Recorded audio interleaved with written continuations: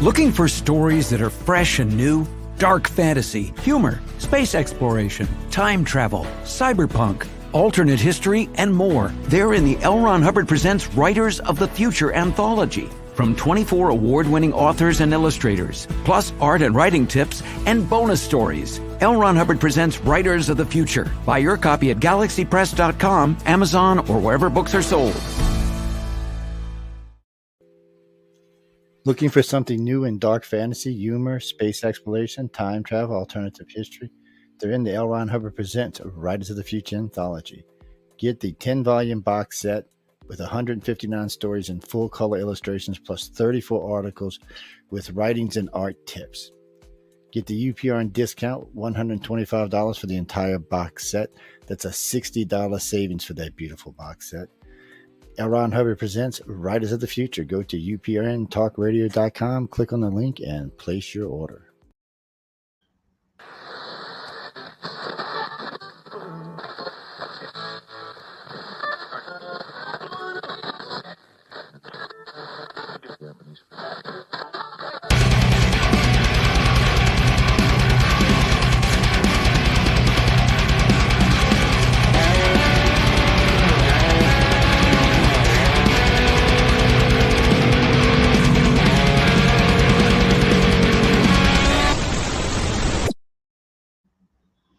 Hey, good evening, everybody, and welcome to the show Into the Night with me, Shawn Kelly, on UPRN Talk Radio, 105.3 New Orleans, 107.7 Mississippi. Okay, now I got a lot of wonderful people in the chat room tonight, and Johnny, hi Johnny, Cybele, Cindy, oh wow, check us out. Oh wow, look at all these people. Virginia. Hi, welcome everybody. This is like really neat. This is great. I don't know what to say. It's just like these are good people who are in the chat room, and I love them dearly. And well, how was everybody's week from last week? Well, mine was about the same. Nothing changed. It just seems like I work and take care of things around the house, take care of my mom, my brother. Hey, Cindy, good to see you, hon. Wow, look at this. This is all great, man. All these people are talking, and I'm just like really excited. I just got goosebumps. But we know for a fact that pretty soon that Halloween's busy but good. Okay. But you know what? We know that Halloween's coming up, and my last 3 shows was all about Halloween. And so today, I figured since I've gotten a lot more people in my chat room, that today would be question and answer day. So if you have any questions, hey, Christopher, good to see you. If you have any questions for me, I would be more than happy to try to answer them. So, you know, if you want to ask me a question, pop it up there in the chat room, and we'll go from there. But so Halloween, yeah, I had enough shows, and I don't know what to discuss tonight, to be perfectly honest with you. I really don't know. I just like drew a blank and stuff like that.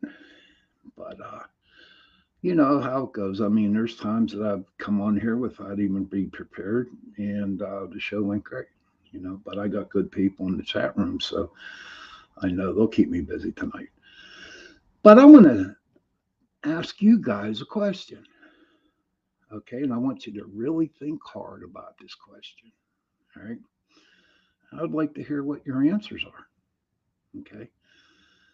The question is, if a ghost looks himself in the mirror, does he think that he is a ghost? Let me repeat that question. If a ghost looks into the mirror and he sees himself, does he think he's a ghost? Oh, what was my spookiest paranormal experience? I'm glad to hear that you brought that up, Virginia. Yeah, my spookiest one that we did an investigation. I don't know if people are familiar with Pittsburgh. It was, but the people who are, um, it was over on the north side, and I got an email from a mother who was like really frantic and crazy and stuff like that, and so we went over and did a little walkthrough uh, into the house. But the backstory to that was, so she was a young mom, right, and she had a young daughter, and she was like doing stuff downstairs, and she couldn't hear her daughter, you know, in her room, and she got nervous. And what happened was, and this is all true, she walked up and opened up her daughter's room, and her daughter's like 3 or 4, something like that. And the little girl turned around and said, "Hi, mommy. I want you to meet my friend Johnny." And Johnny wasn't there. And that freaked her out. And so we did the investigation. Um, and there was a lot of negative energy in the house, a ton of negative energy.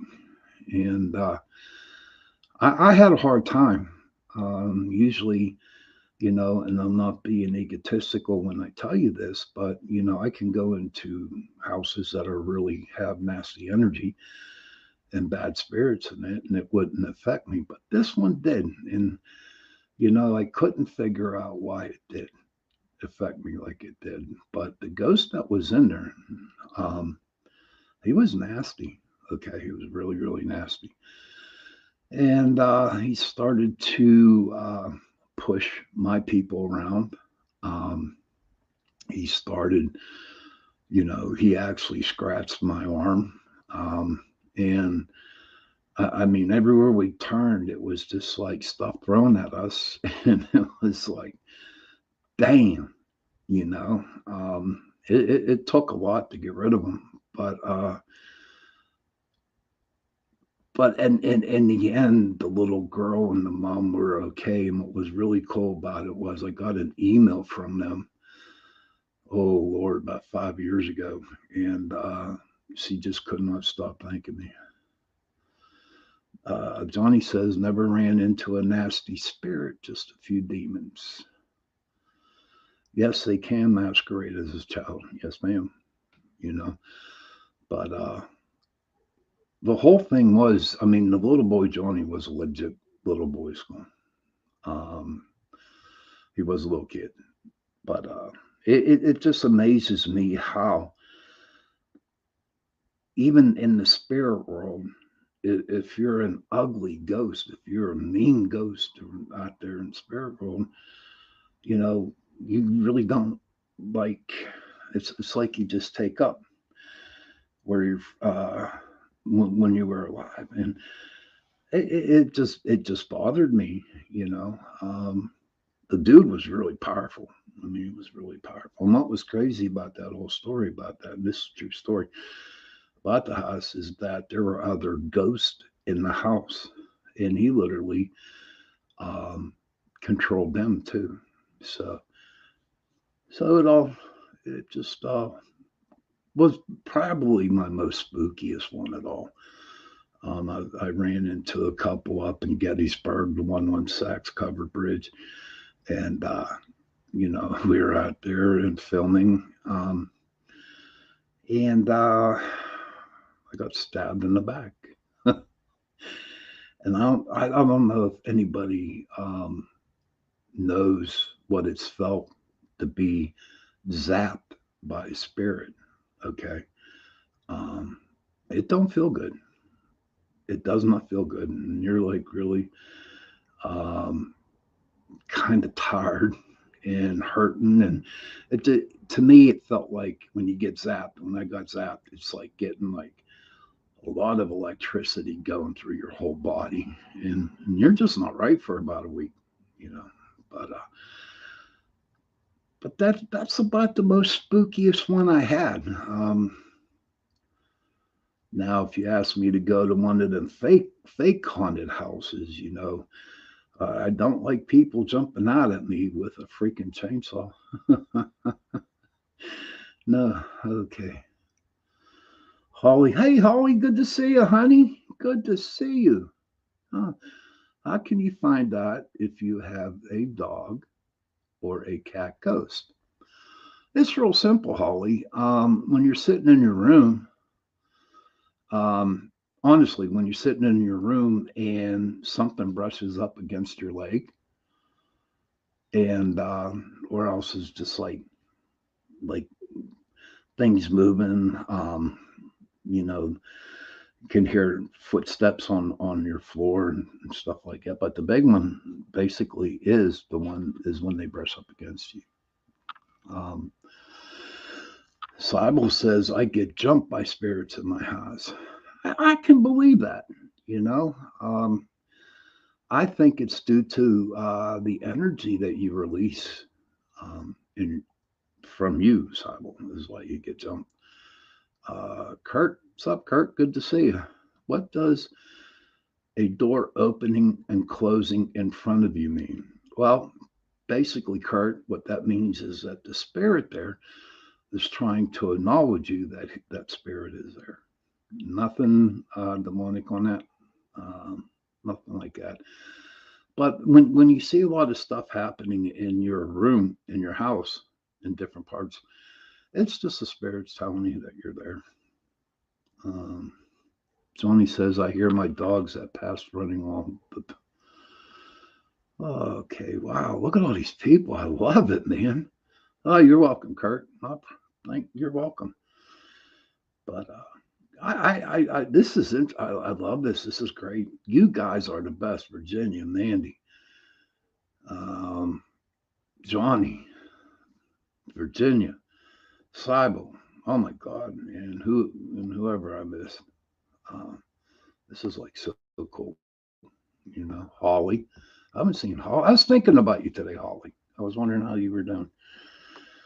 I'm just coming up here to see Christopher. Yeah, this is like really, really nice.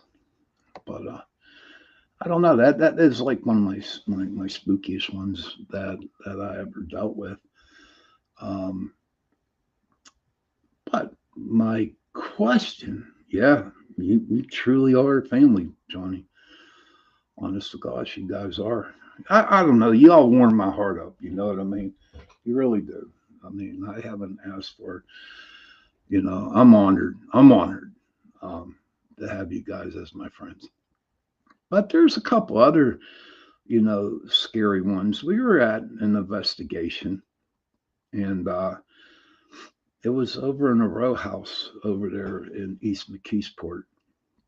And what happened was there was a little girl in our, I think she was Filipino in the group.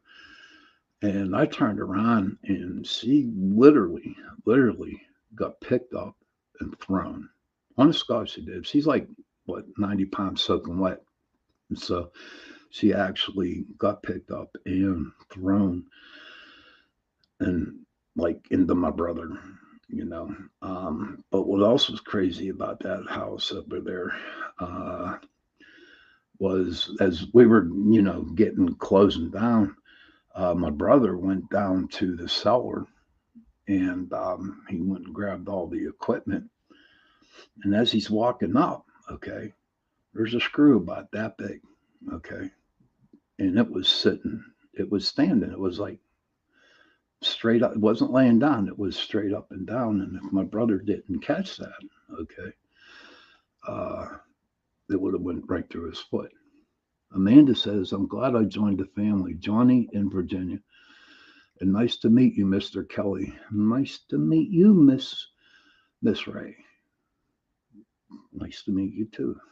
Wow, this is like so cool. Ooh. But yeah, so when we went to Duke's house investigations, yeah, there was a lot of times where it just wasn't right. I mean, it's just not what you see on TV. I mean, stuff happens. Okay, you get scratched, punched. Are you doing a Halloween show, Mandy? Yeah. I'm glad that you brought that up. Yes, we are. But it's not me. And what I want to talk. Well, hold on, Mandy. What we're doing is like this Saturday, October 21st. Saturday, October 24th, first at 7 p.m. to 9 p.m. I'm doing my show. And the two people that you see in the room tonight, Johnny Freeman and Virginia Lanigan, are going to be my host, my guest that night. And I am really, really looking forward to that show. Um, so put it in your calendars, honest to God, put it in your calendars, October 21st, Saturday, 7 to 9, 7 p.m. to 9 p.m. on UPRN Talk Radio, 105.3 New Orleans, 107.7 Mississippi. And you're welcome, Johnny. And Johnny and Virginia will be coming on the show. So I'm like really excited for that. So Mandy, back to your question, October 31st, Halloween night, I'm still going to have a show, but it's with the whole,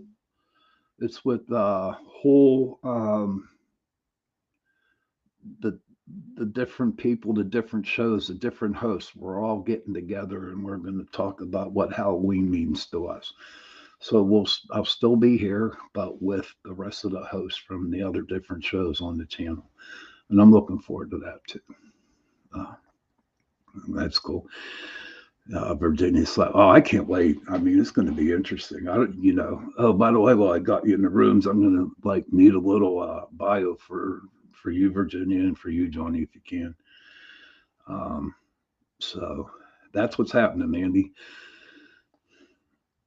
But on the 24th of October, I am having my friend, he's an author, Maxim Furyk.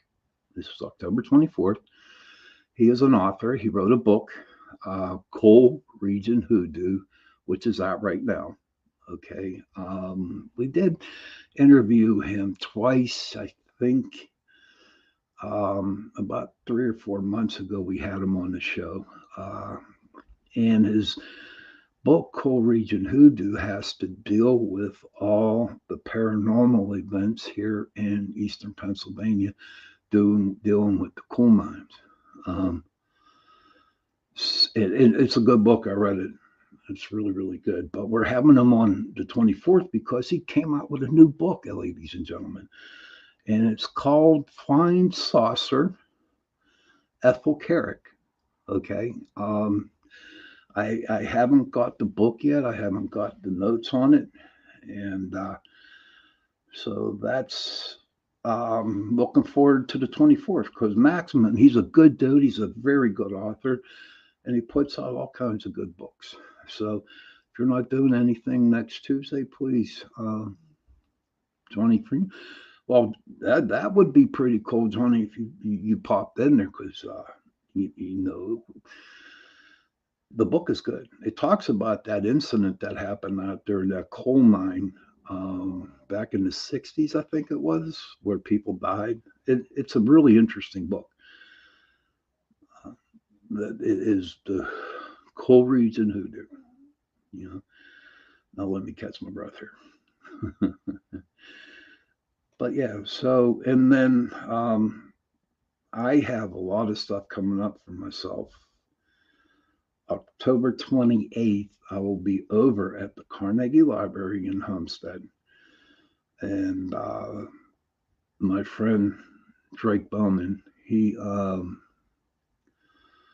every year this group, Oakmont Paranormal Society, they do a fundraiser for the library itself, and it's like really cool. He's been doing it for such a long time now, and I'm going to go over there with a bunch of other people from a bunch of different other paranormal groups and do the investigation. We take people on little tours of the little and mini investigations because that library over there is huge, really, really huge.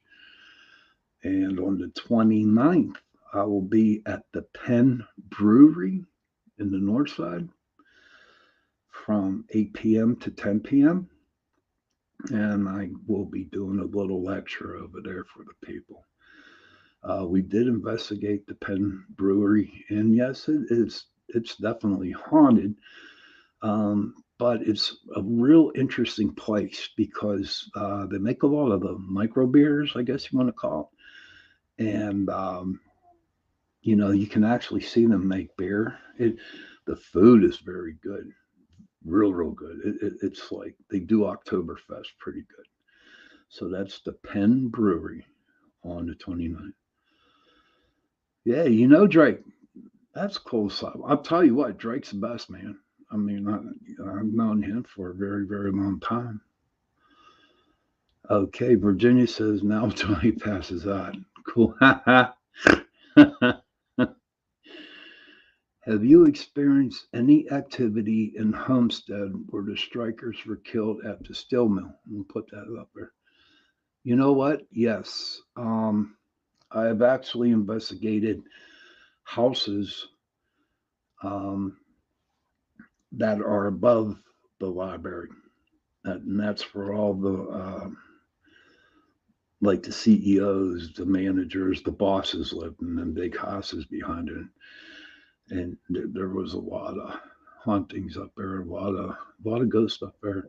But what's really crazy, they tore down the mills over there in Homestead, and they put all kinds of restaurants, all kinds of shopping malls, and grocery stores down in that area. But what's really crazy, if you walk the path behind the restaurants, right, you can actually see shadows on the path walking towards you, or you can actually see them cross in front of you. So yeah, absolutely. There was there's a lot of paranormal activity down there, and it don't have to be just the bar. I mean the library. I mean that whole area down there. Um, so, but when I was married, um, I lived over in that area, and a lot of people ask me, all right, Kirk, cool. Please do. I mean, just go down and get a bite to eat at, some restaurant down there. And then about 10 o'clock at night, just walk down the path behind the restaurants, man. You'll be surprised. You'll get some eerie feelings. You know what I mean? But it, definitely, it's a place to go. But a lot of people have asked me, they ask me, like, where's the most haunted place in Pennsylvania? Okay. And everyone thought that I would have said Gettysburg, okay, or Eastern Penitentiary. But it's not true. And Johnny knows about this, and whoever's from Pittsburgh. The most haunted area is the Mon Valley. Okay, and that starts up at Elizabeth, PA, all the way down to Denora, Charleroi, all those little towns down there, because they're right along the river. Okay, and they're like cool town. Johnny says yes. The Mon Valley is the most haunted area in Pennsylvania. People look at me like I'm shocked, like that. Why is it a valley? Why is it all a bunch of different towns? It's because a lot of crap happened down there. I cannot say Monongahela. I just cannot say it, so I usually say Mon City. Like over in Mon City, there's a creek behind the church, St. Anthony's, and that was haunted. Oh my God. Oh, St. Anthony's was definitely haunted over there. And Bronzeville, yeah. Bronzeville was like really haunted. But over in Mon City, there was a creek over there. And it's called Pigeon Creek, I do believe. And there was a massive uprising between two Native Americans tribes, and we did an investigation over there at a house right by that creek. And I tell you what, you could just cut the energy with a knife. It was terrible. Let's see what Amanda says here. Amanda says, wow, that's crazy. Last time I felt a presence was when I moved into my house now. I think it was residual, but couldn't take those sounds of doors opening and closing, but just the sound of them doing it. So I asked them to stop as they had passed, and it was time for them to go, and the noises stopped. Yes, and Amanda, what's really crazy about that, right, is that if you treat the spirits like you want to be treated, and you treat them nice, and you respect them, in return, they will respect you. I was talking to a friend of mine before the show came on, and she was telling me that she had a little poltergeist. Things were missing, and um, she was finding stuff under her bed and on top of the refrigerator. And she actually sent me a video of the little sucker. And then she just said, you know what? Please stop what you're doing. Please stop what you're doing. And you know what? They haven't had any problems for a whole week. Kurt says, have you experienced any paranormal experience in the Braddock area where the greatest slaughter of the British Army in North America happened? Sir, I have not done an investigation up in Braddock. Okay. But I do totally understand where you're coming from. There was one time we were supposed to do a bar over there. I forget which one it was, because they had a lot of activity going on, but it just didn't seem to pan out for us to get over there. But I'm definitely sure. What's the one of that name of that battlefield out in Penn Trafford? Bushy Run.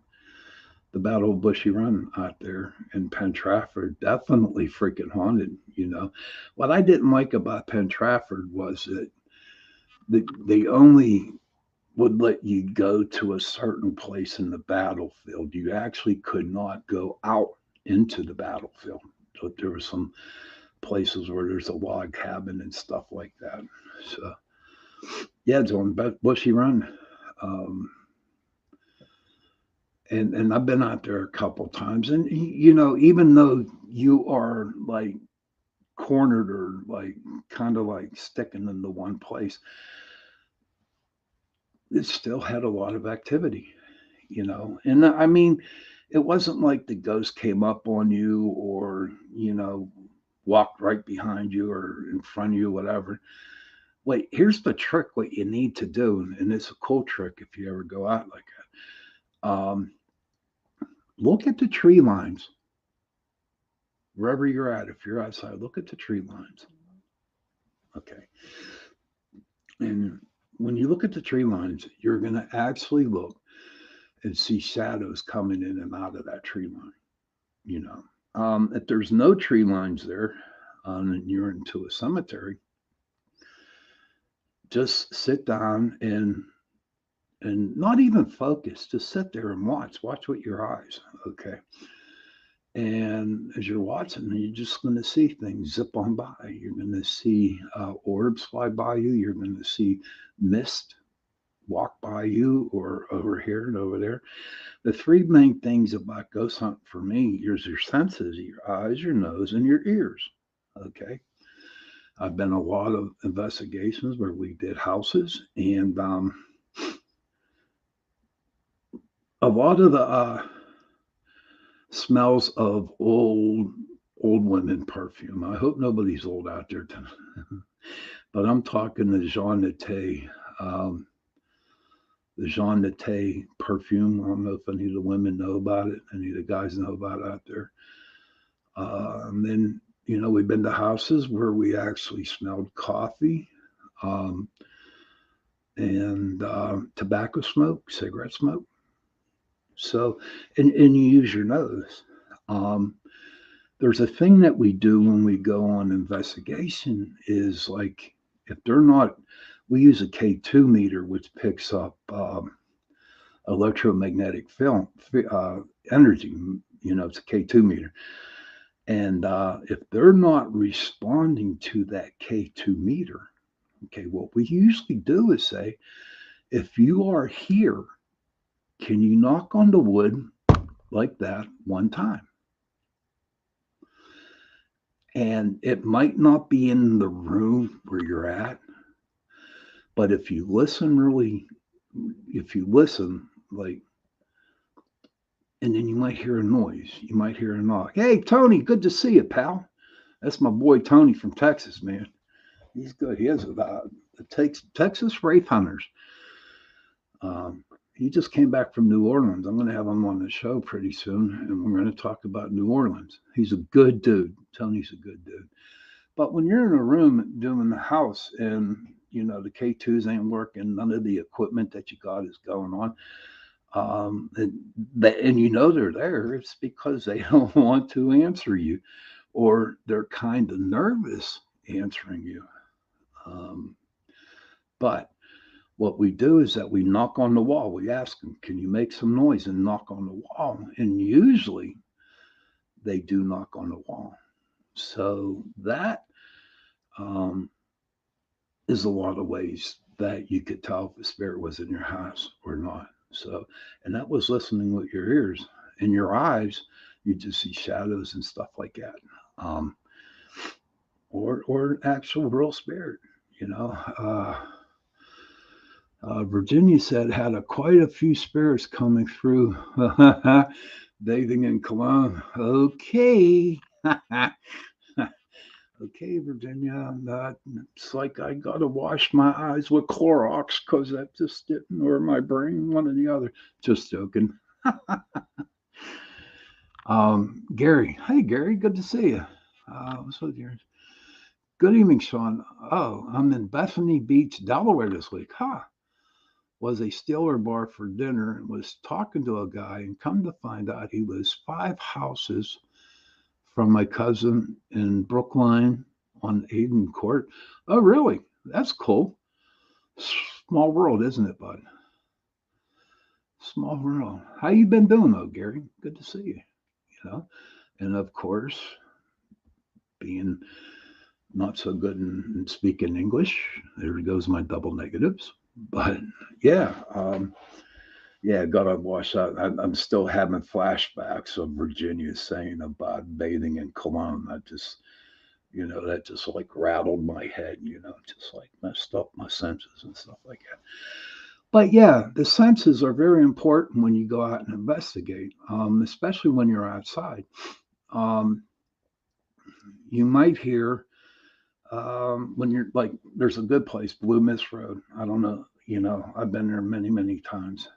Tony goes, I got a lot of knocking at mausoleums. I asked, is that y'all, and you can hear it? And if you can hear us. Okay. Did it happen, brother? Did it happen? I hope it did. But when you go outside, there's a place I love to take everybody. It's called Blue Mist Road, and it's up there in North Park. And it is definitely a place up there that's like really, really haunted. I'm not really going to get into the history behind it, but you walk down the road and you might hear like something walking in the woods or walking down the path that you're going to. So you also hear, I mean, you might think, oh, it's probably a deer or it's probably a coyote or whatever. But you know what? 9 out of 10 times it's not. It's somebody actually walking a spirit because, they do make noise when they walk. So the senses are really important when you're investigating. Okay. Real quick, I'm going to throw this question out. Remember my first question I asked you tonight? And I would like to see if any of y'all got an answer for it. If a ghost sees himself in the mirror or herself, does that ghost think he's dead? I reworded it wrong, but that's okay. Now, another question. Well, not a question. I want to get an opinion from everybody in the chat room. As you can tell, I got my beard, right? Do you think I should shave my beard or keep my beard? Need to know. Just just want to see what people have to say about it. Oh, okay. Yeah, Kurt. Speaking of the Dar Mine, the entrance to the Dar Mine in Westmoreland County is very definitely, yes, sir. I've been there a couple times. Um, a couple times I've been there, and yes, it's very, very active. Um, and it's kind of like a remorseful place to go to. Um, there are no happy spirits there, none whatsoever. And no matter how much respect that you treat them, they just don't want to hear it. Yeah, definitely do. We can investigate that. Not a problem. I would like that. I know there's other people. Huh. Shawn, good to see you, pal. Everybody, meet John Ventry. He was a co-host with me on Chasing Prophecy when Chasing Prophecy was out there. Good to see you, John. Thank you for stopping in. Um, and he says, like a vampire, they have no reflection. That's so true. So true. We just had a show on vampires last week and the week before and the week before. And you know what? I really want to look and research into the vampires because I believe they exist. I really do. Uh, good to see you, John. Okay, Amanda Lynn Ray says, that's so sad. Has anyone ever tried to help these souls move on? Um, no, not at all. Just like Gettysburg and the Dar Mine, okay, I think they don't want to leave where they're at right now because some of them really, really don't know that they're dead, to be honest with you, hon. And that's the truth. Think about it. One minute you're standing there, and the next minute you're dead. And your spirit's like, whoa, why am I here? Why am I here? And so a lot of the emotion um, comes, and and they have nowhere other place to go. They don't know to move, and the only place that they feel comfortable is at the place where they were at. Yes, it's true. Uh, let's see what we got here. Kurt says, awesome chat session and thanks. I will come see you at Penn Brewery and buy you a beer. Thank you for the beer. I'll tell you what, I'll take an iced tea unsweetened, brother, because I haven't touched a drink since 1991. So I'll tell you what, I'll take an iced tea or a Coca Cola or whatever. Well, I shouldn't have said that because like any kind of soda or pop, here in Pennsylvania, we call it pop in Pittsburgh, and in a lot of places, other places, they call them soda. So that's like the big debate going on since I was a child. What is it, everybody? Tell me, what is your thoughts? Is it pop or is it soda? Okay, Denise says, hey, good to see you, Denise. Honestly, good to 2 weeks in a row. If you keep the beard, trim it up so we can see your face. I've been admiring how snow white your hair is. Well, thank you. Well, thank you. Thank you. Yeah, I know. I think I'm Santa Claus sometimes, but that's okay. Thank you for your input, Denise. Appreciate it. Gary, it's called Blue, Blue, Mist, Mist, Road, Road. And it's up there in North Park. Johnny Freeman says pop. Seibel says pop. Kurt says pop. Amanda, soda? Amanda? Cindy says pop. Johnny says, wait till they see him on Saturday. Oh, you're from South Georgia. Oh, okay. Georgia Peach. Okay. All right, we'll let you slide since you're from Mandy goes, water. Oh, you're welcome, buddy. I hope you get to go out there, man. It's a pretty good place to go. Virginia, come on, girl. Soda? What are you talking about? Come on. No, it's pop. They say pop. So my brother got it down packed. He goes, it's just, he calls it soda pop. And then I guess he's covering both ways, but to me, it's pop. And it's funny too. When I was in the service, I was stationed in South Carolina, and and I would go into a diner and I would ask for a pop, and they'd be looking at me like they're ready to throw me out the freaking door. And here's another thing about down south right now. Here in Pittsburgh, I don't know if it's anywhere else, but we like gravy on our French fries. Has anyone ever tried that before? Gravy on your French fries? Well, I love gravy on my French fries instead of ketchup. Gravy anytime. And they looked at me. Honest to God, I went to this diner and um, French fries, and I said, "Can you put gravy on it?" They really thought I was like insane. Okay, Denise says, "Would a ghost see a reflection even if it wasn't there? I wonder if being able to move things or be heard could be confusing." Could be. I personally think, honestly, uh, Denise, that they do see themselves. Okay, they do know. Um,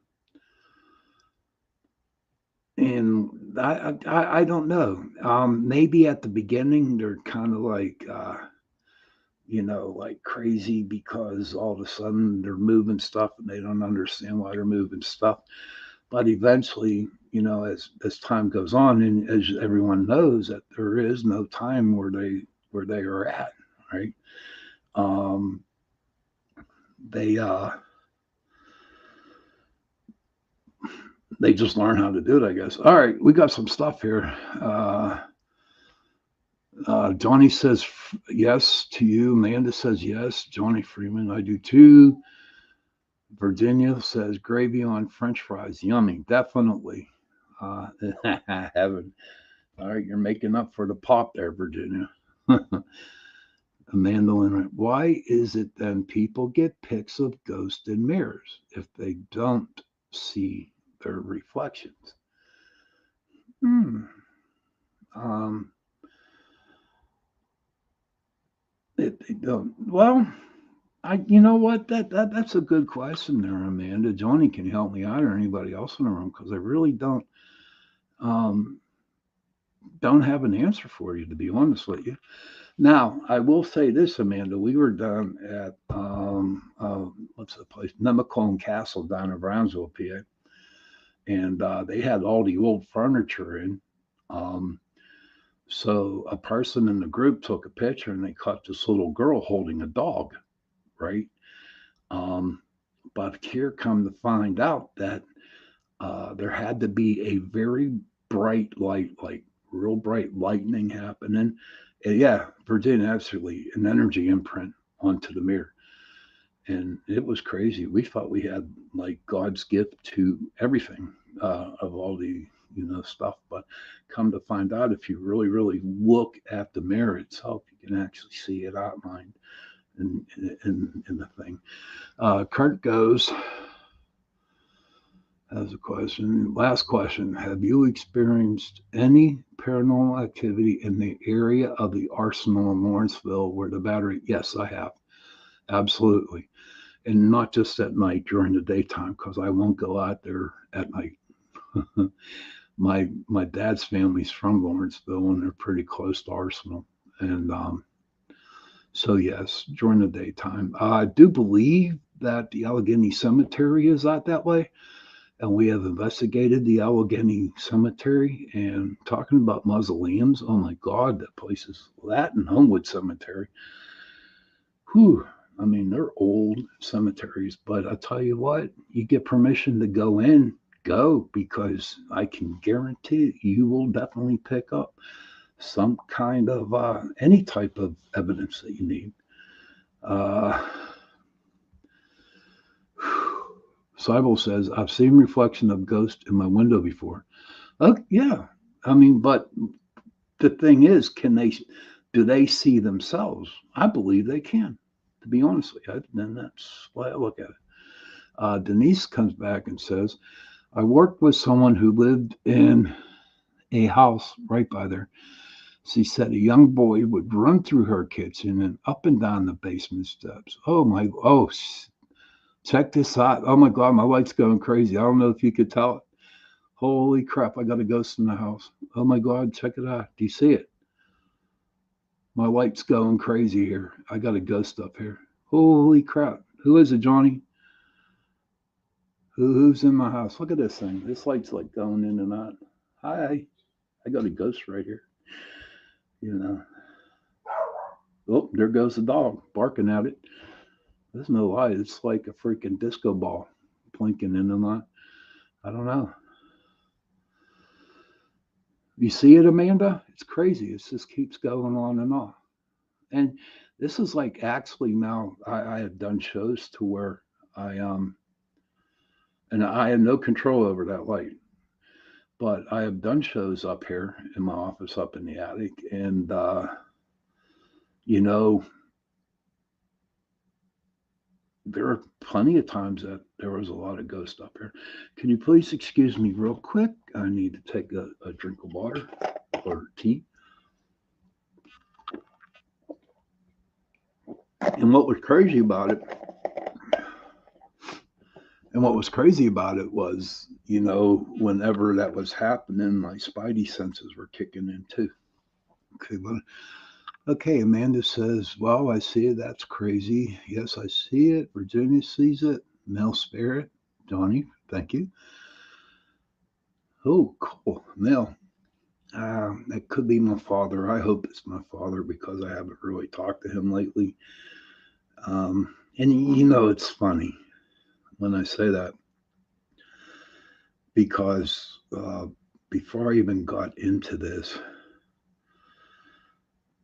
he passed away before I really got into paranormal investigating. And when I started doing it, and I started to clear houses and work with angels and animals, I always wondered in my mind, and I said, was he disappointed?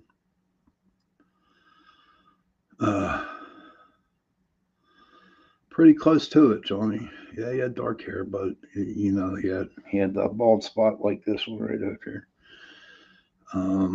Yeah, he was thin. He died. He died of cancer back in 1986. He was 52 years old. Well, I'm glad he is.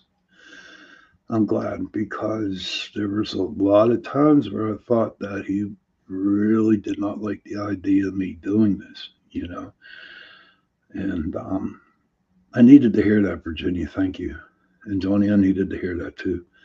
I am really looking forward for you two to coming on the show this Saturday. Remember, everybody, October 21st, this Saturday, 7 p.m. to 9 p.m. on UPRN Talk Radio on the show Into the Night. It's going to be a good show. But that was one of the biggest things that I ever struggled with was dealing with what does my father think about me doing the spirit, the paranormal work or the spiritual work, whatever it was, And so 1029 the Penn Brewery, Kurt. Yes, sir. And so we'll see,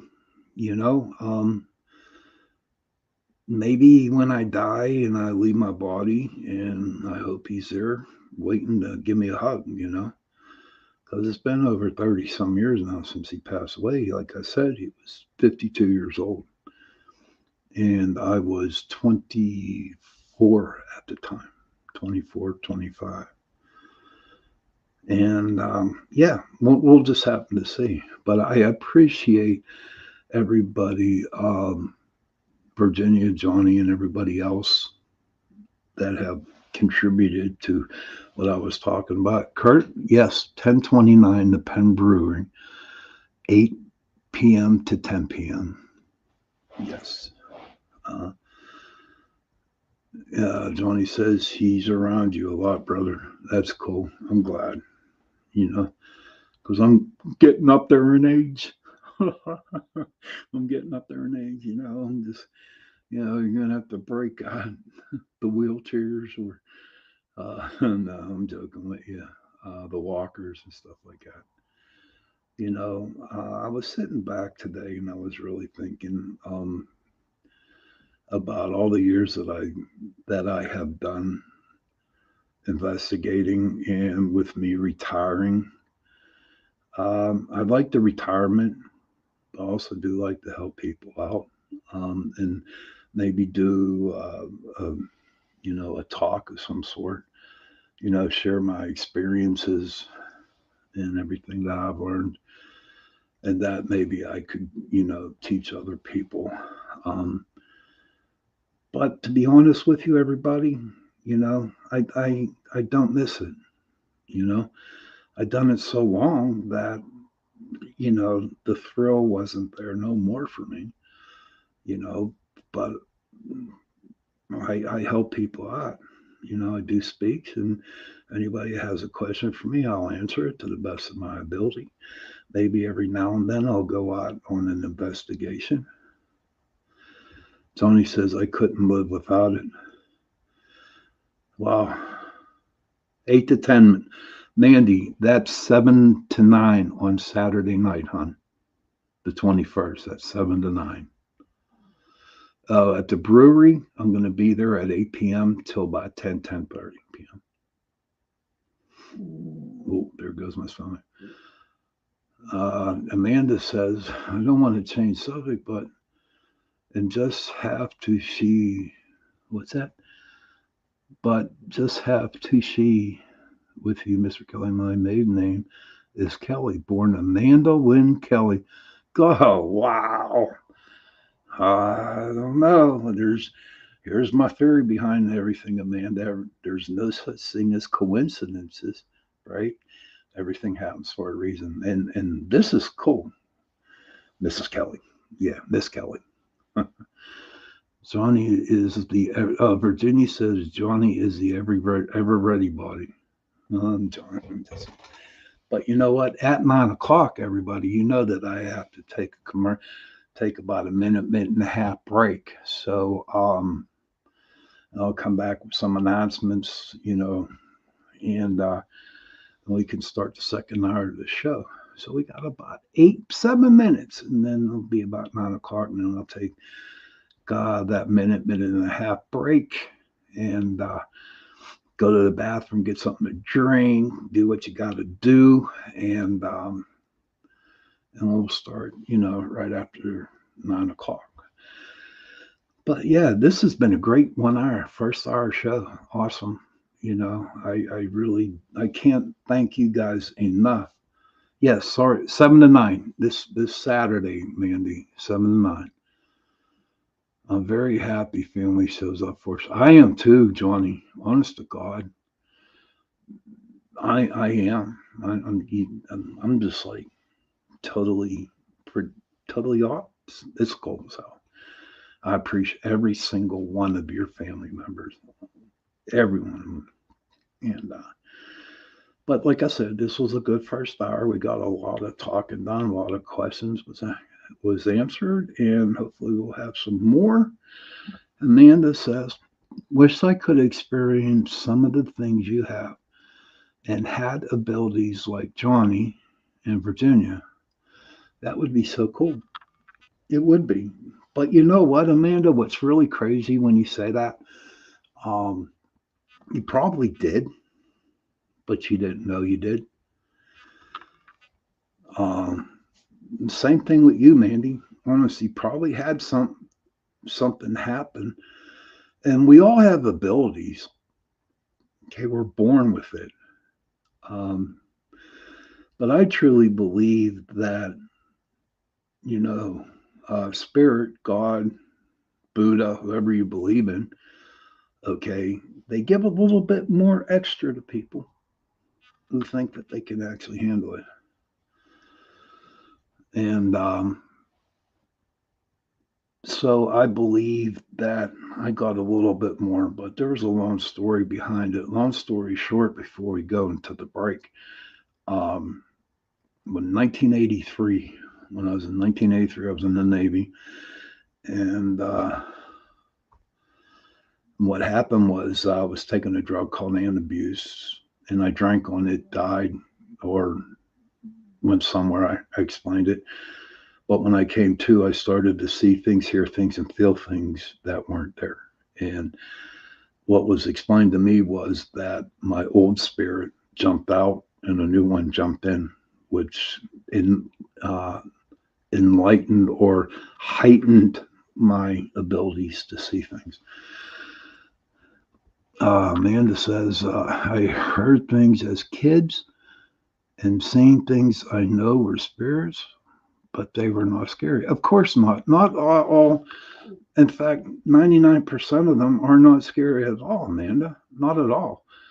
They're just like, um,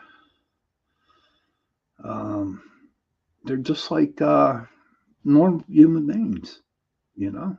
John says, when Jesus said you risked being sent to the outer darkness, did he mean spirit world or hell? When Jesus said you risk being sent to the outer darkness, did he mean spirit world or hell? I believe hell, John. I believe hell. Because when I died, I didn't see no light, didn't see no angels, didn't see the pearly gates. I didn't see light. I just saw dark, gray. So I do believe I went to hell. But that's the way I look at it. John, maybe one day you can come on and we can talk about angels and demons. I'd appreciate that. You know, I miss talking to you about stuff like that. John knows his stuff. John's great. John's a very good host, and he's very well knowledged in the spirits and the angels, and that's cool. Great. I appreciate that, John. We'll talk like later on down the week. You understand that, Amanda? I'm glad you do because they're not all bad. And you know it's crazy. You gotta blame the movies. You gotta blame the TV because they want to show everybody that everything's a demon and stuff like that. And you know what? Not really. You know, um, there are some people that think that there are demons, and there's a lot of people think they're demons because that's what TV tells you. That's what movies tell you. Mandy says, I saw spirits in Indiana, but not here in South and North Carolina. I miss being able to. Honest to God, Mandy, there is so many spirits down South Carolina and North Carolina. Honest to God, maybe you need to meditate and open yourself back up to start seeing, especially in North Carolina, there's a lot of spirits. Virginia's so true. Oh, Johnny heard your presentation there, John. John, I've heard his. Yeah, Johnny's good. John Ventry, he's very, very, very intelligent, very smart. Looking forward to having him on the show. Very true, sir. Brian, what's up, brother? It's my cousin from South Carolina, and he said, "Mandy, he says there's a lot in South Carolina. I'm telling you, especially down there around what Georgia, South Carolina, and oh yeah, around the Civil War sites." But you know what? It is coming up on the 9 o'clock hour, and the 1 hour show is almost over. So we're going to take about a minute and a half break. So go to the bathroom, get some pop, do what you got to do, and then I will see you in about a minute, minute and a half, 2 minutes. Okay. Ta da. Let's do some commercials. Okay.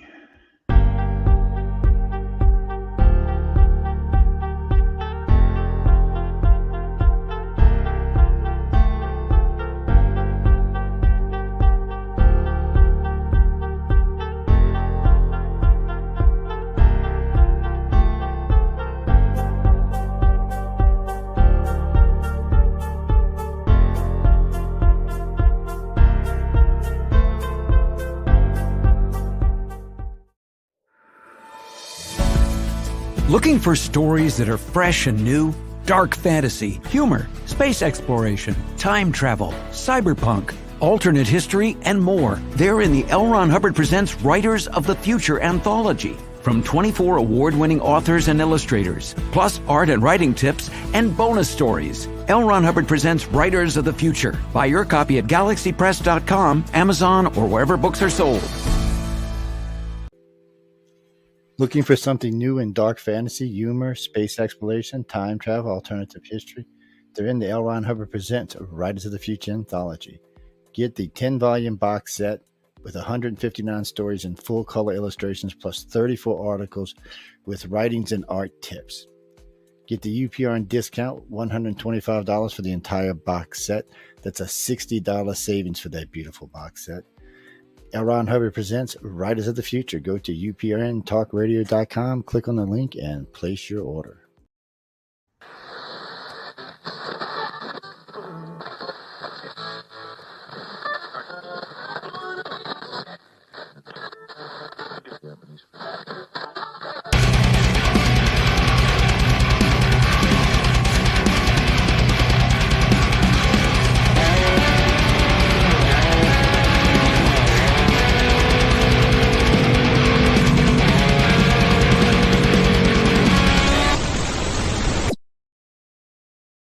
Hey, welcome back, everybody.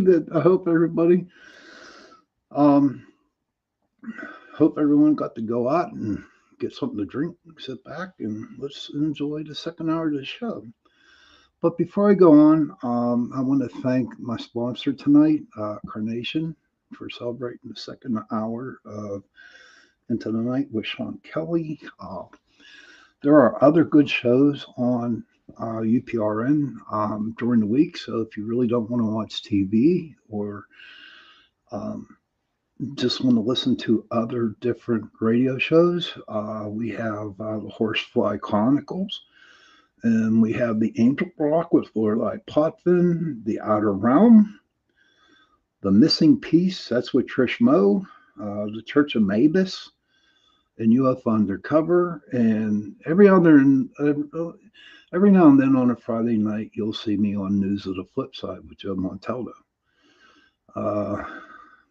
Tony says, Brian goes, ha, ha, ha, pop. Okay. Hey, Squatch Man, good to see you, brother. John Ventry says, we'll talk about how I soft-talked the ghost to leave, but there is still a minion watcher here. Went after the dog again. Oh, really? Oh, wow. Yes, we can do that, John. I'd appreciate that. Probably the first Tuesday in November, if you're up for it, that would be great. So again, welcome back to the second hour. Again, I'm on UPRN Talk Radio 105.3 New Orleans, 107.7 Mississippi. Joe Montaldo is the owner of the station, and I've been doing this for about 4 or 5 years now, so it's like a pretty cool place to do it. Back to what we were talking about. I'm going to ask those questions again, and I haven't gotten the answers yet, but I only got a couple people saying that I should keep my beard. Denise says she's impressed on how white it's getting. Yeah, it is. If you look at it, my God, but it's crazy about my beard, right? There's a lot of dark hairs inside my beard, so it's like the salt and pepper kind of look, you know what I mean? So does anybody else have any other questions out there that they would like to ask, and maybe we can all talk about it? Johnny, do you, besides me coming on my show on October 21st, do you have any presentations going? John, do you have any presentations going on? You're free November 7th. Okay, sir. I'll write that down now. That sounds great. November 7th, we will have John Ventry on the show, which will be great. I'm looking forward to that. It's been a while. And, okay, we got you, brother. So we were like, what, discussing a little bit about the different, senses that you use when you go on an investigation anywhere. There's a lot of things, you know, that you do that as time goes on and as you get into the investigating, that you can pick up. Now, yes, he is, Johnny. Johnny Freeman says yes, he is very knowledgeable. Oh, cool as hell. Oh, that'd be great. I got to introduce you to Michelle. John says, I'll also tell you about my being knighted in Europe as a Knights Templar. That's sweet. Okay, Amanda has a question. Have you ever researched more history on spirits and locations? Because in really like knowing the history on the spirit, definitely.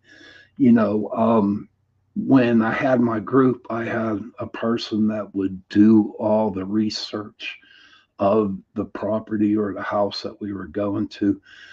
And here's a crazy thing about that, Amanda, right? Okay, so there's a new houses built up in Penn Trafford near Bushy Run Battlefield. And we investigated a house there one time because they started to see spirits in their backyard, in their house. Every now and then they'll send me an orb video going on. But we did the one house. And what happened was we were called back there to 4 or 5 different houses in that same location. And so what happened, I had my researcher look into that. Not so much, but the houses, because they were kind of like brand new. But what happened before the houses were built? Okay. Um, there was a major war out there at Bushy Run. Okay. Gettysburg got the Civil War here in Pittsburgh and Westmoreland County and whatever. We had the American Revolution, you know. So down in Pittsburgh at the Three Rivers, Point Park, right? There was a lot of stuff happening down there. So Point Park is crazy at night, right? Um, Point Park, in fact, they still have what is it, the fort down there. But so much activity happened down there during the Revolutionary War. And it was a prime spot for everybody because, you had the Mon River coming down, you had the Allegheny coming down, and going into the Ohio. Um, and that's why I feel that the Mon Valley is very, very haunted because of you know the Native Americans in the war in the Revolutionary War. I have no doubt. Um, the travel way, yeah. I mean, if I'm not mistaken, I think I heard that those two explorers, that I forget what they were called, what their names were. They were really big, and they actually launched from Elizabeth, PA, down around that area. But yeah, so I got another little bit of tidbit for you too about Pittsburgh. Okay, okay, hold on, let me get out of that. The Allegheny, they flow down, okay, into the Ohio, but the Mon, I do believe, goes back up. I mean, the Allegheny comes on. Was it Boston they started? Okay. Boston's crazy. Boston, PA is crazy. That's over there near McKeesport. And there's the bike trail that is over there in Boston. That's where you start at. And we did investigations. What's the name of that cemetery down there off the thing? Um,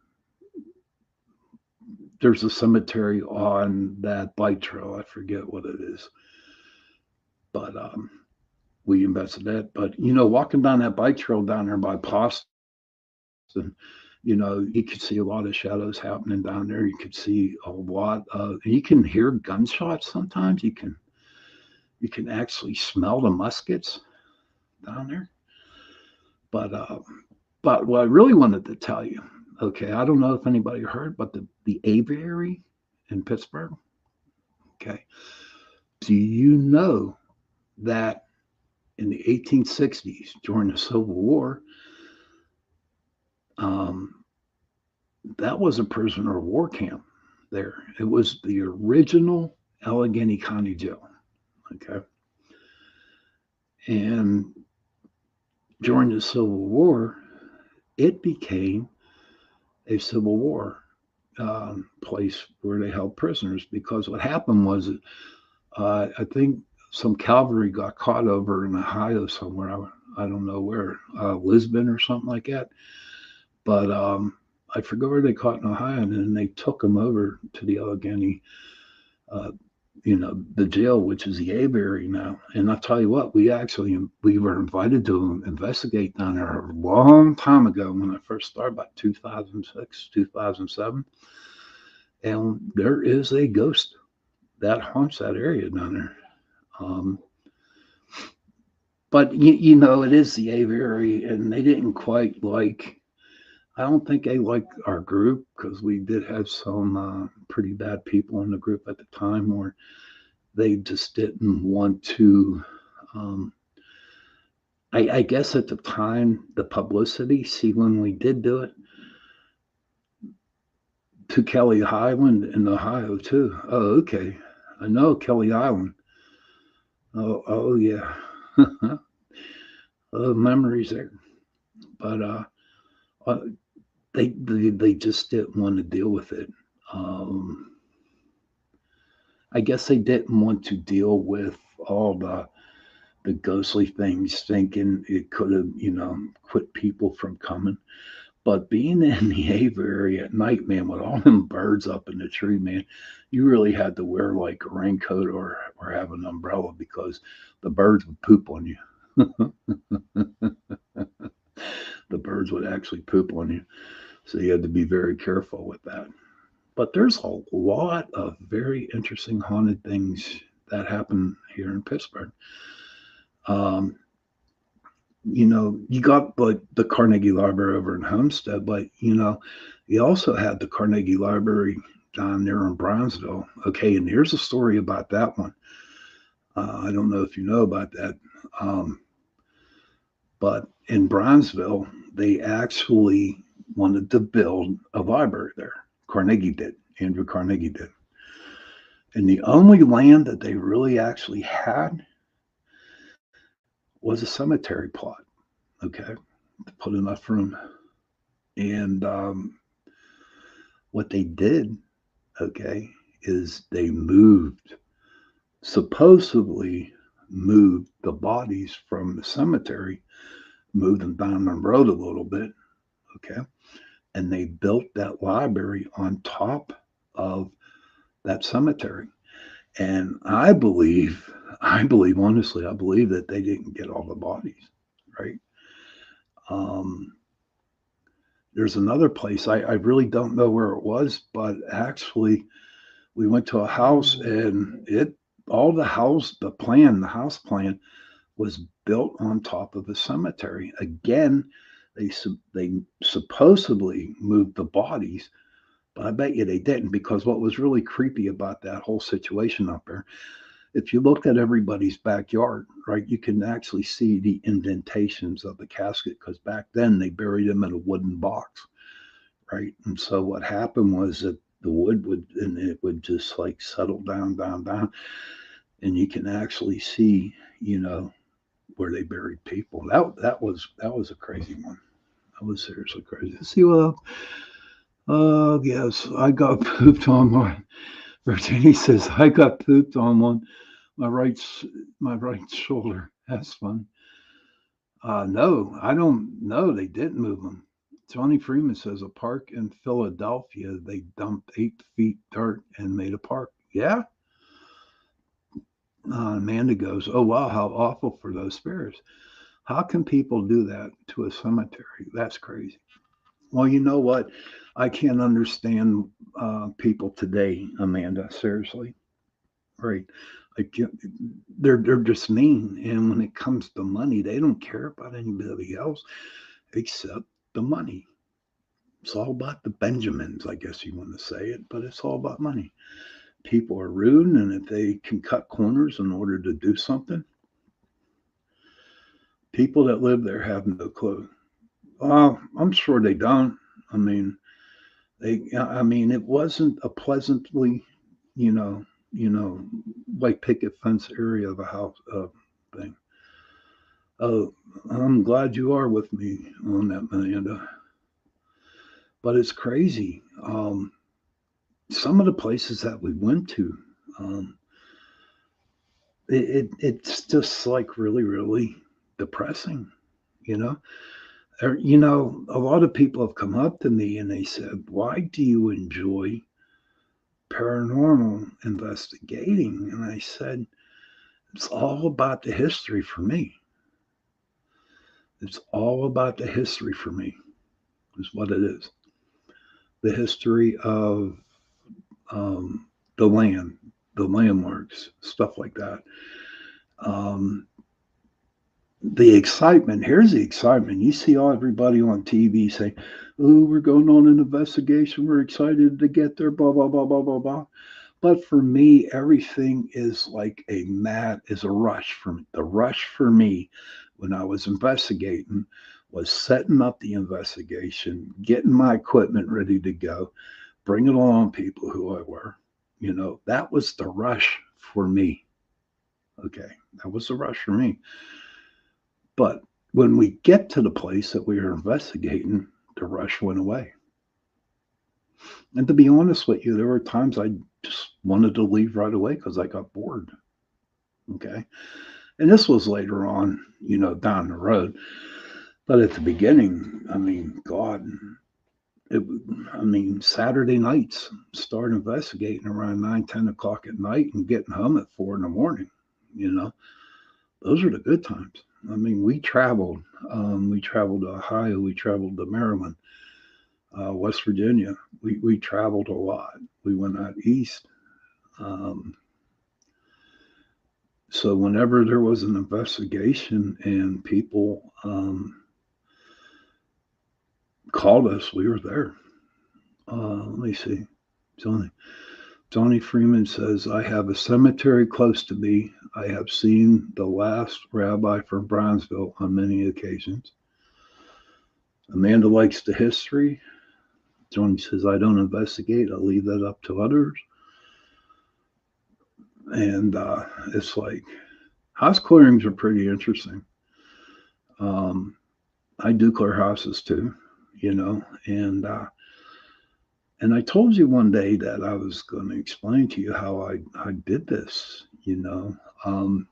Johnny has his way, Sybil has her way. I mean, whatever works, works. You know what I mean? Whatever works for that person to do it, then you know it works. So I work with angels. I work with one angel down there when I go clear a house, and that is Archangel Uriel. That's Uriel. Look them up, and then I go in and I work with my wolves. My animal spirits. And this might sound like all gibberish to you, but this is how I do it. And I send the wolves out, and they find the spirit, and then I sit down and have a conversation with the spirit. You know what I mean? And then that's when I call on Uriel, and he takes care of it out. After that, and then I take out all the negative energy. I work through my crown chakra. Bring spirit energy through my crown and out through my hands like this. And then I put the golden light, the golden rope, around the house, many ways, so the house is protected. But you know what? It's not always protected all the time. Okay, it's protected for maybe a week or so, and then I tell my clients, I'm like, you know what? I'll do this. I'll clear this up, but eventually there's zillions and zillions of ghosts out there, and whenever this energy wears off, and then they're just going to come on back, you know, and not do harm, but there's going to be still spirits coming through, your house, and it's like I can't come out here every week to, close up your house. What's really cool about it, what's people cool about it is as we're doing the clearing and we're doing the investigation, we're actually teaching people how to, um, deal with the spirits that are there. Now, what's really crazy, further on down, I'd say maybe 7, 8 years ago, people did not mind having the ghost living with them, you know, and which was like really, really cool. You know what I mean? Um, they just wanted to know who was there. Okay. And sometimes I didn't have to bring my whole group with me. Sometimes I brought one person just for safety reasons, and we sit there and at their dining room table, put the K2 out, and we'd start asking questions, and we figure out who the spirit is there. And believe it or not, okay, yes, that's true, Johnny. Every property has a house spirit, absolutely, no doubt.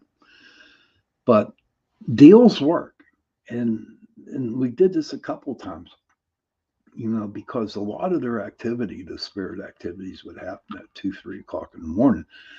And what they would do is that they would wake up people, and that like really got them mad, and hiding their keys or their pocketbooks or their wallets and stuff like that. So one time I said, what the hell? Let's just try this. Okay. So we went to a house, and after it was all said and done, we figured out who it was. Okay. We actually said, hey, listen, let's let's make a deal here. Okay. The owner said, you can have this whole house, the haunt, till 10 o'clock at night. But after 10 o'clock till 6 in the morning, you can't haunt the house so they can get their rest. Okay. And you know what? It worked. It definitely worked. At 10 o'clock exactly, all the activity that was going on during the day um, with the rattling and stuff like that went away. It was cool. Okay, we got a lot of comments going on here. Uh, Amanda says, wow, I could listen to this all the time. That's true. Okay.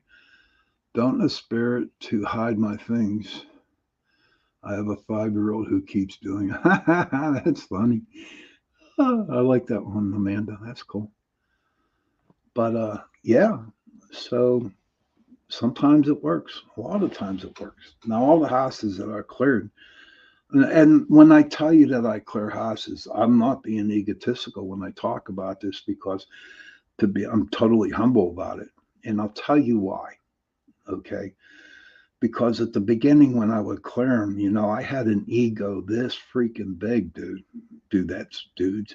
I had a real big ego. And come to find out, through different situations. Thank you, Johnny. I appreciate that. Thank you. Thank you. I appreciate that, Johnny. And that's why I support you in Virginia too. But where was I at? I forget. Okay, oh, I had a big ego.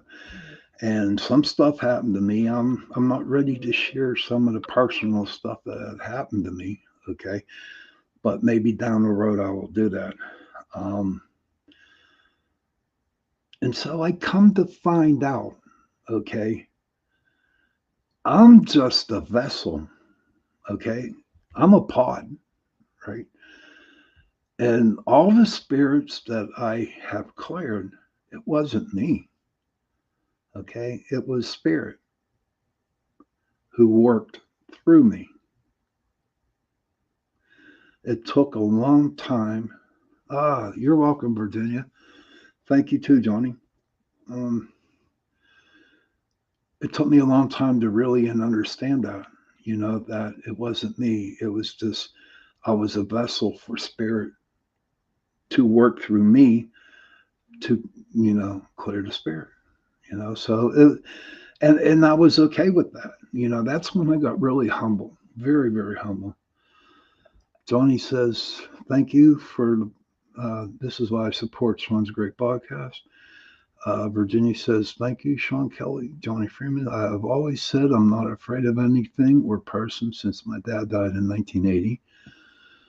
Oh, thank you. It's amazing. I'm just, just telling you, Amanda, and everybody else in the chat room that it happened.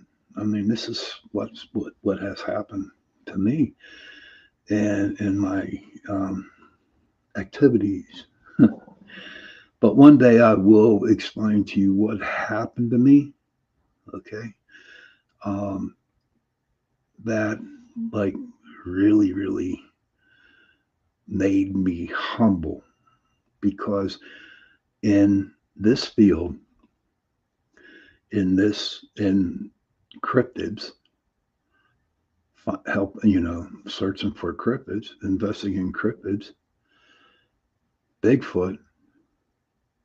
Okay, you can't just go out there and have the attitude that I am the best.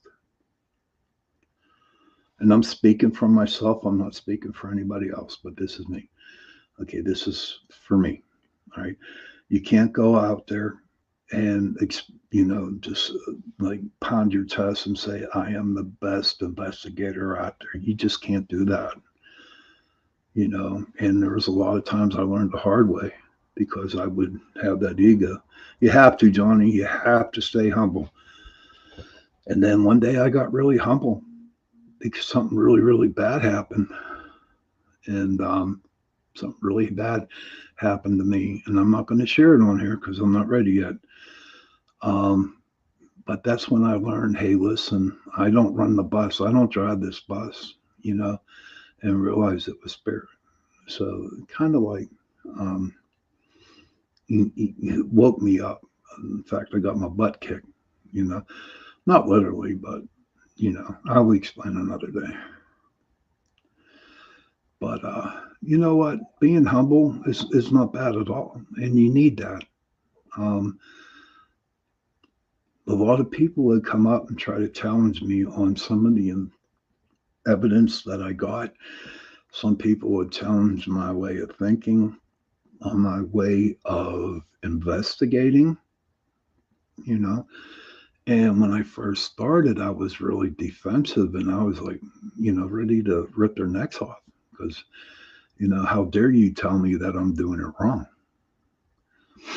And then I just learned, hey, just relax, be humble.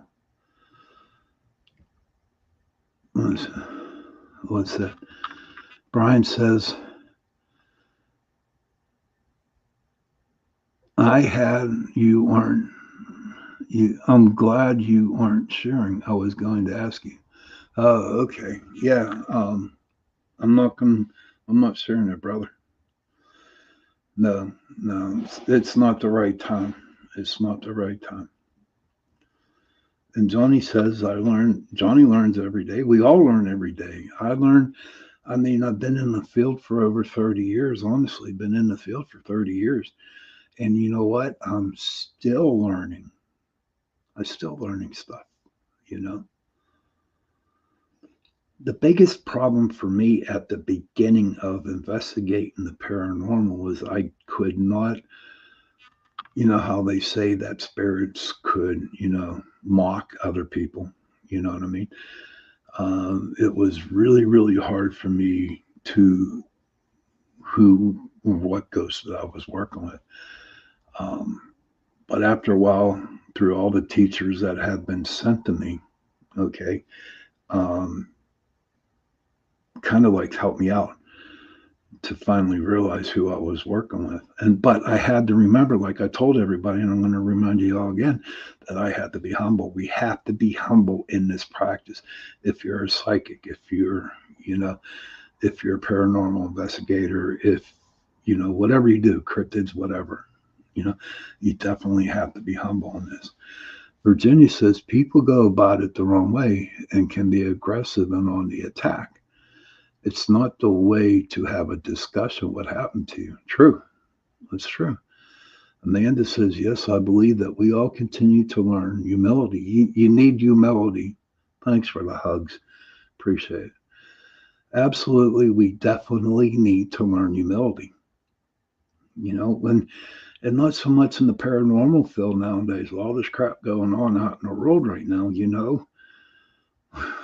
we need it, and there's a lot of people that just can't accept that. But you know what? Maybe one day they'll have an experience where, and I'm not talking paranormal, about a life experience where they will accept the humility and maybe might make the world a little bit better. I don't know what you all think about that. So back to my questions that no one has answered yet, except for my friend Denise. Um, if a spirit sees himself in the mirror, okay, um, does he think he's a spirit? Thank you for the hugs, Amanda. So, does the spirit think he's dead or whatever? I believe so. But I will tell everybody this. We were in Leechburg, PA. And we were like at a farmhouse. Now, this is a true story. Um, so we're downstairs in the cellar. There was like a bedroom down in the cellar. And again, we were taking pictures of mirrors. And so what we did was we wiped the mirror down, cleaned off all of those. It was really dusty. And we cleaned it. And so we were there taking pictures, of the mirror. I love mirrors. Um, I'm going to tell you a little secret about mirrors. Um, but so I go home, and the next day I'm looking through all my all my pictures, and as God is my witness, okay, on my father's grave, I will tell you this: the one picture that we took of the mirror was a face of a goat, no lie, a goat wearing a three-piece suit with human heads in his arms. And that is the truth. And I've been searching hell and high water for that damn picture, and I could not find it. Now, that Leechburg investigation was a terrible investigation. A lot of nasty things happened in that. But I'm hoping I can find the picture. I have CDs everywhere. I hope I get it. And yes, there was a goat in a three-piece suit holding human heads in his arms, and that's the truth. That was creepy, man. That was creepy. So it was creepy because it blew me away. Because like I'm there, at that time I was smoking cigarettes. So I was smoking my cigarette, eating some cupcakes or whatever, and I hit the picture, and I'm like, holy crap! Yeah, it just craziness. That was a bad one. Somebody in my group got possessed that night. Okay. Um, Johnny says that he did a clearing in Ohio and the dog had a demon face on the back of its head. That is, I mean, and you know what, Johnny, he can't find the pictures either. But you know what? It just seems like I just come up with the conclusion that really, if we were supposed to find them, we would have. But if we weren't supposed to have them, then they're gone. And that has happened a lot. That has happened a lot in my evidence that I had. Um, But back to Weechburg, someone in my group, she got possessed. Okay. And they literally had to call in, not a priest to do an exorcism. Priests don't really do exorcisms anymore that what I hear of. Okay. I hear they do laymen, like guys, regular normal guys that go out and work for the Catholic Church to do that. Ah, thank you, Sebastian, for being here. Thank you for the compliment. And what happened was they had the Vatican came in, not the Vatican, the Catholic Church here brought in a guy and they did an exorcism on her. And it worked. Okay, it worked. The thing left. You know what I mean? Um, but after that, she just wasn't right in the mind anymore. You know, and she was like not a pain in the butt, but she thought that she was the most outstanding paranormal investigator. And what happened was she called it out. You know, she called out that ghost. Um, and you just don't do that. You don't call it out because I tell you what. Well, that was my stomach. So sorry about that. But yeah, she called it out, and you know what? That's what happened. I had another trip down Prospect Place, and there was a girl in the group, and there was a girl in. We had like about 15 people. We were staying the weekend, Friday night, Saturday night, and she said, I'm going to go over into that barn and I'm going to antagonize the ghost. And I said, what the hell you want to do that for? She said, I just want to see what it does. She went over, antagonized, and that ghost ripped her back apart almost. I mean, I do have the pictures about it. And there's like a big scratch going down her back, like this, 3 fingers, you know. And then oh boy, she came back. And she's like, oh, and she's crying. I'm like, what the hell? What happened? She said, well, he scratched my back. And there was no way where her scratch marks were. There was no way for her to do it on by herself. Okay, there was no way that she'd done it by herself. And I said, yeah, you dumb pain in the ass. You shouldn't have gone over there. If anybody wants to, speaking of Prospect Place, it's a very, very, very, very haunted place down in Trimley, Ohio. Um, we used to go there at the beginning, back in 2006 when I started it. We'd go down all the time because it's just amazing. I mean, Google it. Google the Prospect Place, Trimley, Ohio, and you're going to see all kinds of history behind it. Had to do with the Underground Railroad. Speaking of which, the Underground Railroad, which runs through Elizabeth, PA, my friend's house down in her cellar, she actually has the passageway where the African Americans would come through, coming down from south in order to get on the boats into the river. It's crazy. All right, Brian, love you too, my friend. Thank you, cuz, for being here. It was good seeing you again. Good night, Mandy. Oh, that's right. You're saying good night to my cousin. Take care, brother. Go Ohio State. I don't know if you heard that or not. But yeah, so go to Prospect Place, man. Enjoy it. I mean, I know that they hold tours. You can actually go there on an overnight investigation. They have all that information on that on the website for there. It's 1:40 and it's about 10 minutes left of the show, so you know what that means. Drum roll. Um, Animal medicine card pull reading. Amanda says, "Oh wow, just love listening. That's cool." Oh well, I'm blushing here, Amanda. So, thank you, thank you. But again, before I get into the cards, I want to. It was an awesome night tonight. I had a lot of people. Thank you, Johnny. Thank you, Virginia, and the family for coming in. It really, Mandy, good seeing you, Brian, my cousin. Um, it was an awesome show, Amanda. Thank you for coming in. And next week, don't forget,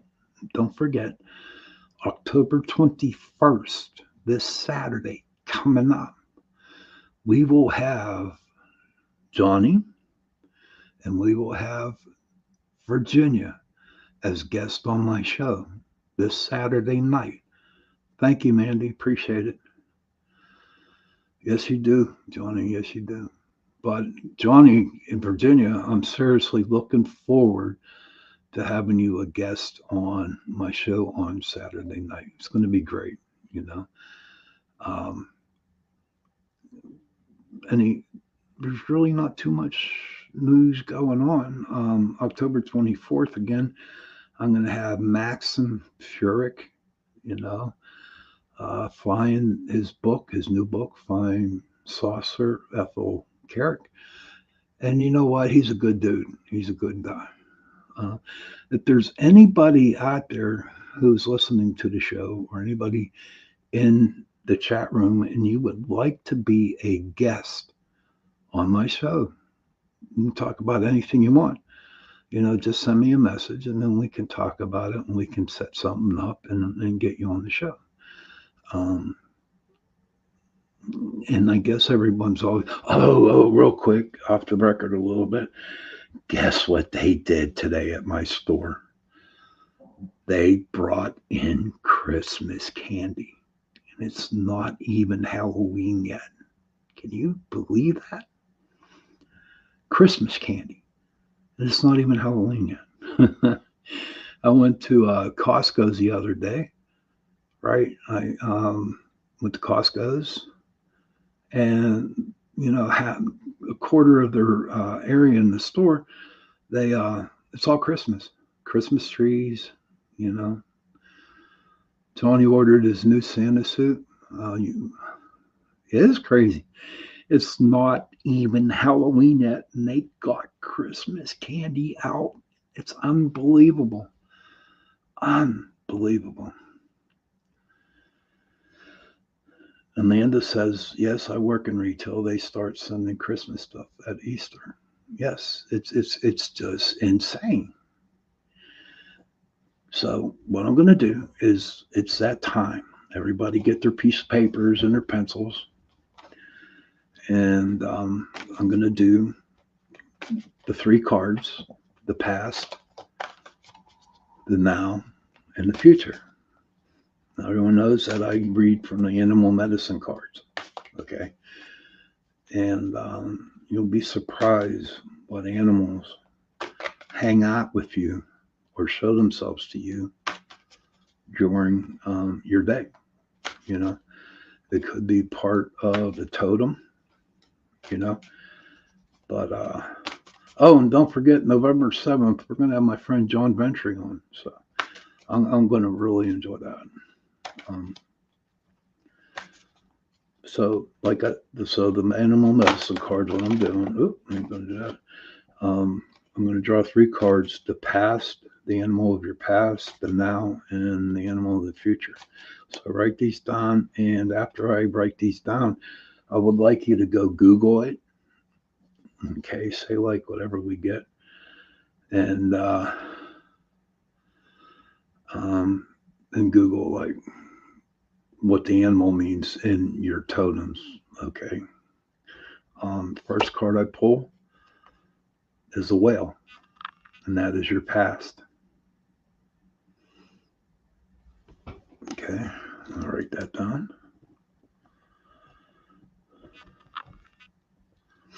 The second card is the hawk. That's the now card.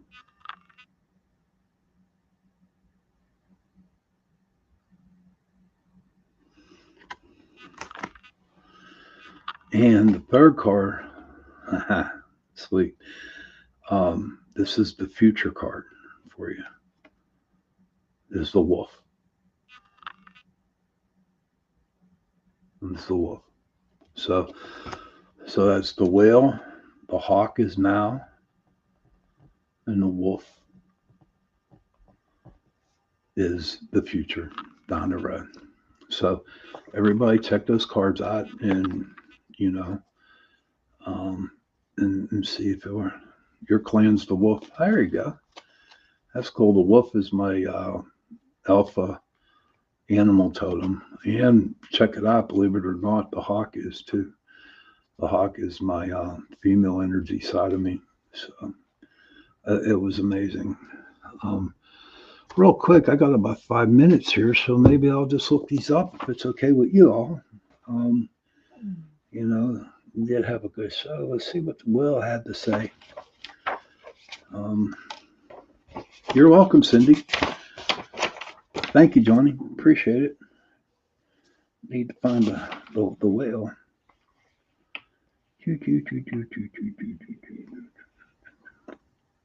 I can't find the mail. This is weird.